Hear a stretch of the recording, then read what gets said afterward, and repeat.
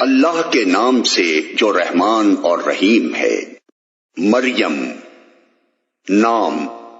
اس سورت کا نام آیت وَاذْکُرْ فِی الْکِتَابِ مریم سے ماخوذ ہے۔ مراد یہ ہے کہ وہ سورہ جس میں حضرت مریم کا ذکر آیا ہے۔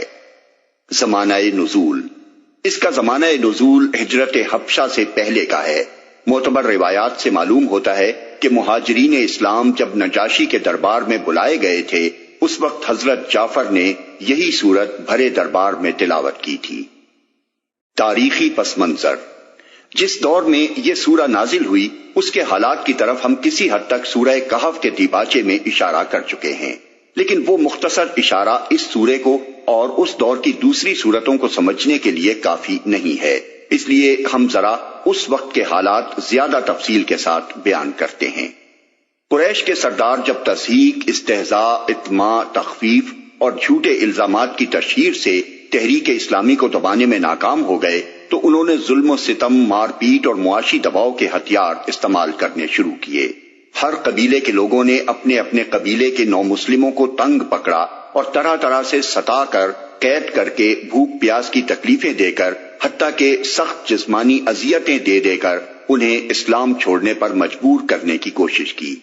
اس سلسلے میں خصوصیت کے ساتھ غریب لوگ اور وہ غلام اور موالی جو قریش والوں کے تحت زیر دست کی حیثیت سے رہتے تھے بری طرح پیسے گئے، مثلا بلال، عامر بن فہیرہ، ام عبیس، زنیرہ، عمار بن یاسر اور ان کے والدین وغیرہ۔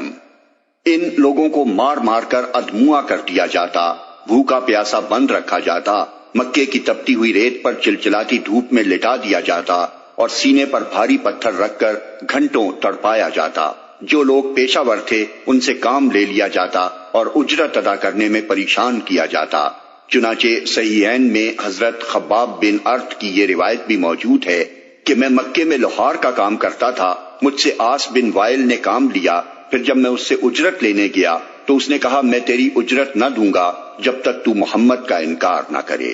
اسی طرح جو لوگ تجارت کرتے تھے ان کے کاروبار کو برباد کرنے کے لیے کوششیں کی جاتی، اور جو معاشرے میں کچھ عزت کا مقام رکھتے تھے ان کو ہر طریقے سے ذلیل و رسوا کیا جاتا۔ اسی زمانے کا حال بیان کرتے ہوئے حضرت خباب کہتے ہیں کہ ایک روز نبی صلی اللہ علیہ وسلم کعبے کے سائے میں تشریف فرما تھے، میں نے آپ کی خدمت میں حاضر ہو کر عرض کیا، یا رسول اللہ، اب تو ظلم کی حد ہو گئی ہے، آپ خدا سے دعا نہیں فرماتے؟ یہ سن کر آپ کا چہرہ مبارک تمتما اٹھا اور آپ نے فرمایا، تم سے پہلے جو اہل ایمان تھے ان پر اس سے زیادہ مظالم ہو چکے ہیں، ان کی ہڈیوں پر لوہے کی کنگیاں کھینسی جاتی تھیں، ان کے سروں پر رکھ کر آرے چلائے جاتے تھے، پھر بھی وہ اپنے دین سے نہ پھرتے تھے۔ یقین جانو کہ اللہ اس کام کو پورا کر کے رہے گا، یہاں تک کہ ایک وقت وہ آئے گا کہ ایک آدمی صنعاء سے حضر موت تک بے کھٹکے سفر کرے گا اور اللہ کے سوا اس کو کسی کا خوف نہ ہوگا، مگر تم لوگ جلد بازی کرتے ہو۔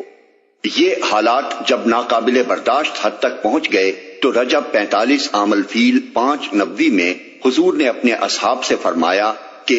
اچھا ہو کہ تم لوگ نکل کر حبش چلے جاؤ، وہاں ایک ایسا بادشاہ ہے جس کے ہاں کسی پر ظلم نہیں ہوتا اور وہ بھلائی کی سرزمین ہے، جب تک اللہ تمہاری اس مصیبت کو رفع کرنے کی کوئی صورت پیدا کرے تم لوگ وہاں ٹھہرے رہو۔ اس ارشاد کی بنا پر پہلے 11 مردوں اور 4 خواتین نے حبش کی راہ لی۔ قریش کے لوگوں نے ساحل تک ان کا پیچھا کیا، مگر خوش قسمتی سے شعیبہ کی بندرگاہ پر ان کو بروقت حبش کے لیے کشتی مل گئی اور وہ گرفتار ہونے سے بچ گئے۔ پھر چند مہینوں کے اندر مزید لوگوں نے ہجرت کی، یہاں تک کہ 83 مرد، 11 عورتیں اور 7 غیر قریشی مسلمان حبش میں جمع ہو گئے اور مکے میں نبی صلی اللہ علیہ وسلم کے ساتھ صرف 40 آدمی رہ گئے۔ اس ہجرت سے مکے کے گھر گھر میں کوہرام مچ گیا، کیونکہ قریش کے بڑے اور چھوٹے خاندانوں میں سے کوئی ایسا نہ تھا جس کے چشم و چراغ ان مہاجرین میں شامل نہ ہوں۔ کسی کا بیٹا گیا تو کسی کا داماد، کسی کی بیٹی گئی تو کسی کا بھائی اور کسی کی بہن۔ ابو جہل کے بھائی سلمہ بن ہشام اور اس کے چچا زاد بھائی ہشام بن ابی حذیفہ اور عیاش بن ابی ربیعہ اور اس کی چچا زاد بہن حضرت ام سلمہ، ابو سفیان کی بیٹی ام حبیبہ، عتبہ کے بیٹے اور ہند جگر خار کے سگے بھائی ابو حذیفہ، سہیل بن عمرو کی بیٹی سہلہ اور اسی طرح دوسرے سرداران قریش اور مشہور دشمنان اسلام کے اپنے جگر گوشے دین کی خاطر گھر بار چھوڑ کر نکل کھڑے ہوئے تھے۔ اسی لیے کوئی گھر نہ تھا جو اس واقعے سے متاثر نہ ہوا ہو۔ بعض لوگ اس کی وجہ سے اسلام دشمنی میں پہلے سے زیادہ سخت ہو گئے اور بعض کے دلوں پر اس کا اثر ایسا ہوا کہ آخر کار وہ مسلمان ہو کر رہے۔ چنانچہ حضرت عمر کی اسلام دشمنی پر پہلی چوٹ اسی واقعے سے لگی۔ ان کی ایک قریبی رشتہ دار لیلا بنت حسمہ بیان کرتی ہیں، میں ہجرت کے لیے اپنا سامان باندھ رہی تھی اور میرے شوہر عامر بن ربیعہ کسی کام سے باہر گئے ہوئے تھے۔ اتنے میں عمر آئے اور کھڑے ہو کر میری مشغولیت کو دیکھتے رہے۔ کچھ دیر کے بعد کہنے لگے، عبداللہ کی ماں جا رہی ہو؟ میں نے کہا، ہاں، خدا کی قسم تم لوگوں نے ہمیں بہت ستایا۔ خدا کی زمین کھلی پڑی ہے، اب ہم کسی ایسی جگہ چلے جائیں گے جہاں خدا ہمیں چین دے۔ یہ سن کر عمر کے چہرے پر رقت کے ایسے آثار طاری ہوئے جو میں نے کبھی ان پر نہ دیکھے تھے، اور وہ بس یہ کہہ کر نکل گئے کہ خدا تمہارے ساتھ ہو۔ ہجرت کے بعد قریش کے سردار سر جوڑ کر بیٹھے اور انہوں نے طے کیا کہ عبداللہ بن ابی ربیعہ ابو جہل کے ماں جائے بھائی اور عامر بن عاص کو بہت سے قیمتی تحائف کے ساتھ حبش بھیجا جائے، اور یہ لوگ کسی نہ کسی طرح نجاشی کو اس بات پر راضی کریں کہ وہ ان مہاجرین کو مکہ واپس بھیج دے۔ ام المومنین حضرت ام سلمہ نے، جو خود مہاجرین حبشہ میں شامل تھیں، یہ واقعہ بڑی تفصیل کے ساتھ بیان کیا ہے۔ وہ فرماتی ہیں کہ قریش کے یہ دونوں ماہر سیاست سفیر ہمارے تعاقب میں حبش پہنچے۔ پہلے انہوں نے نجاشی کے آیان سلطنت میں خوب ہدیے تقسیم کر کے سب کو اس بات پر راضی کر لیا کہ وہ مہاجرین کو واپس کرنے کے لیے نجاشی پر بالاتفاق زور دیں گے۔ پھر نجاشی سے ملے اور اس کو بیش قیمت نذرانہ دینے کے بعد کہا کہ ہمارے شہر کے چند نادان لونڈے بھاگ کر آپ کے ہاں آ گئے ہیں اور قوم کے اشراف نے ہمیں آپ کے پاس ان کی واپسی کی درخواست کرنے کے لیے بھیجا ہے۔ یہ لڑکے ہمارے دین سے نکل گئے ہیں اور آپ کے دین میں بھی داخل نہیں ہوئے ہیں، بلکہ انہوں نے ایک نرالا دین نکال لیا ہے۔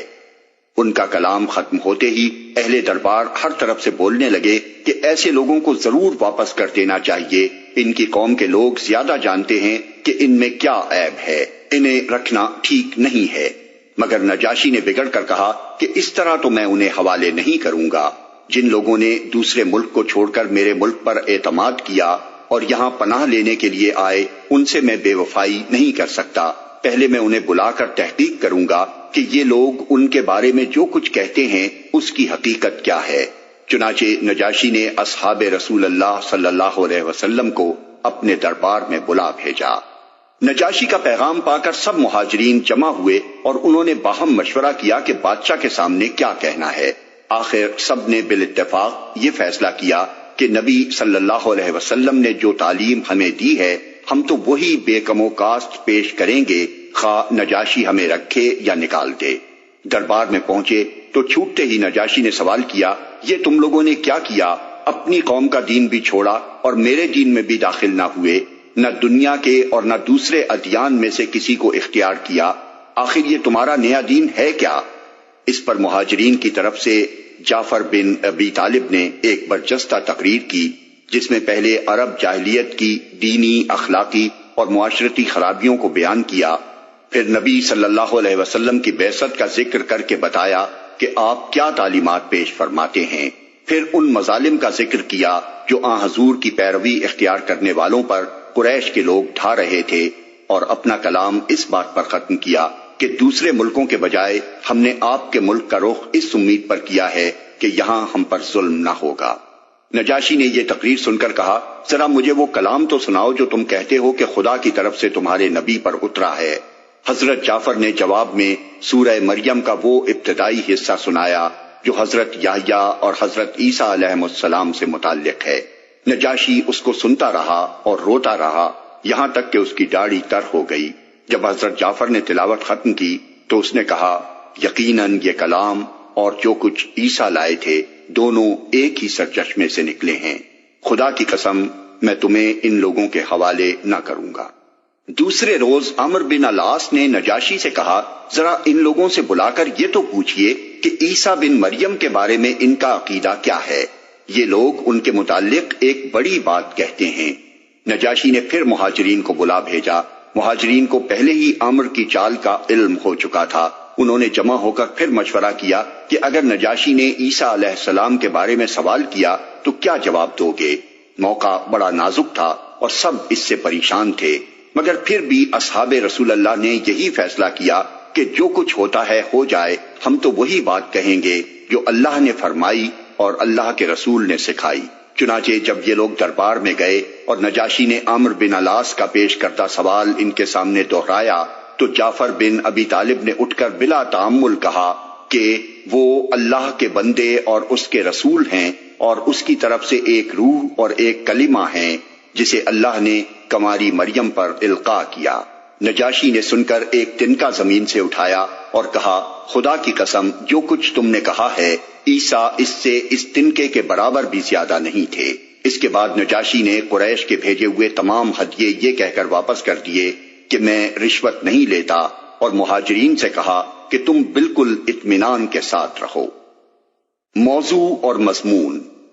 اس تاریخی پس منظر کو نگاہ میں رکھ کر جب ہم اس سورے کو دیکھتے ہیں تو اس میں اولین بات نمایاں ہو کر ہمارے سامنے یہ آتی ہے کہ اگرچہ مسلمان ایک مظلوم پناہ گزین گروہ کی حیثیت سے اپنا وطن چھوڑ کر دوسرے ملک میں جا رہے تھے، مگر اس حالت میں بھی اللہ تعالیٰ نے ان کو دین کے معاملے میں ذرہ برابر مداہنت کرنے کی تعلیم نہ دی، بلکہ چلتے وقت زاد راہ کے طور پر یہ سورہ ان کے ساتھ کی تاکہ عیسائیوں کے ملک میں عیسیٰ علیہ السلام کی بالکل صحیح حیثیت پیش کریں اور ان کے ابن اللہ ہونے کا صاف صاف انکار کر دیں۔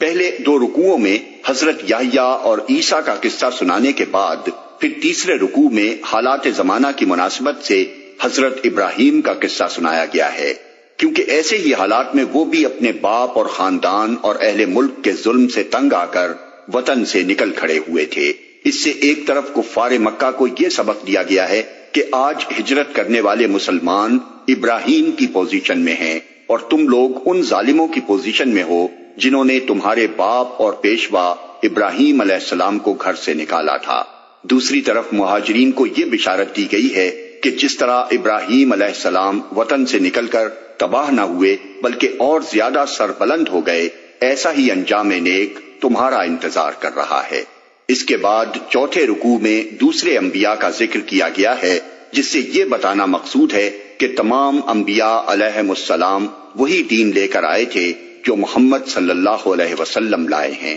مگر انبیاء کے گزر جانے کے بعد ان کی امتیں بگڑتی رہی ہیں اور آج مختلف امتوں میں جو گمراہیاں پائی جا رہی ہیں یہ اسی بگاڑ کا نتیجہ ہے۔ آخری 2 رکوعوں میں کفار مکہ کی گمراہیوں پر سخت تنقید کی گئی ہے اور کلام ختم کرتے ہوئے اہل ایمان کو مجدہ سنایا گیا ہے کہ دشمنان حق کی ساری کوششوں کے باوجود بالآخر تم محبوب خلائق ہو کر رہو گے۔